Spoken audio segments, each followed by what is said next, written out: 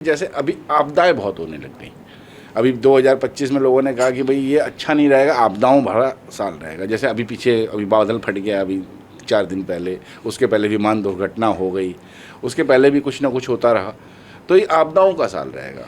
तो क्या जब सूर्य स्ट्रांग होता है या सूर्य का साल होता है तो क्या आपदाएं आती हैं? नहीं। अब हम वही वाली बात है कि इसके अंदर भी बहुत सारी अपनी अपनी अलग अलग तरह की गणनाएं हैं। ये बेसिकली स्टार्ट हो चुका 2024 से ही। अच्छा, 2024 से स्टार्ट हो गया? 2024 से स्टार्ट हो चुका और ये चलेगा 2037 तक। 37 तक? तो बहुत लंबा समय हो गया। बहुत लंबा समय है।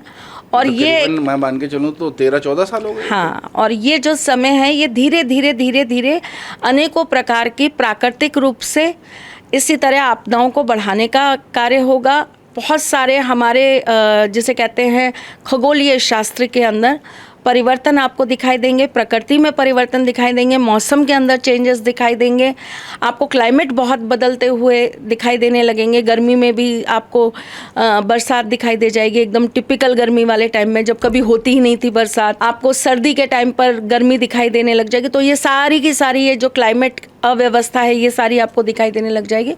ये थोड़ा सा परिवर्तन अब हमारे हर एक ब्रह्मांड की चीज़ों में आएगा। 37 तक, 2037 की हम बात कर रहे हैं, तो ये आएगा। इसका कोई खास कारण है या वैसे ही जो समय अपने अनुसार चीज़ों को बदलता है? कुछ ग्रहों के जो स्थितियां परिस्थितियां बदली हैं, जैसे कि शनि जो हैं वो अपनी कुंभ राशि से जब निकले हैं और मीन की तरफ आए हैं, मीन में आए हैं, ये एक टाइम जो है वो, और गुरु का राशि परिवर्तन, ये जो 2-3 ग्रहों का ये जो एक साथ में योग बना है, जैसे 2025 में आप देखिए कि गुरु ने राशि परिवर्तन किया, शनि ने राशि परिवर्तन किया, राहु केतु ने राशि परिवर्तन किया। तो ये सारी जो चीज़ें हैं ये आने से कुछ समय पहले से ही आहट देने लग जाती हैं।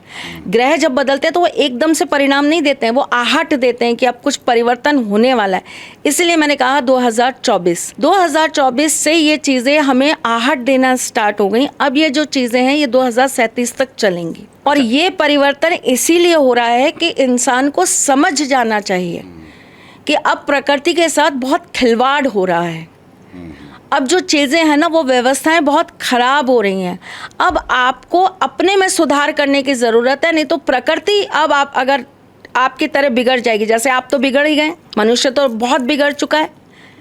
ठीक है, जाएंगे जी समुद्र के पास, बैठेंगे, बियर पिएंगे और वहीं पर उस बोतल को, हमने बहुत प्रकृति का दोहन कर लिया है, कुछ बचा नहीं है। हम यहाँ ज़मीन खोद दी, वहाँ जंगल काट दिए, वहाँ पहाड़ काट के होटल बना दिए, मतलब प्रकृति का दोहन किया है। तो अब आपने तो कर लिया, अब प्रकृति का वक्त है, अब वो करेगी।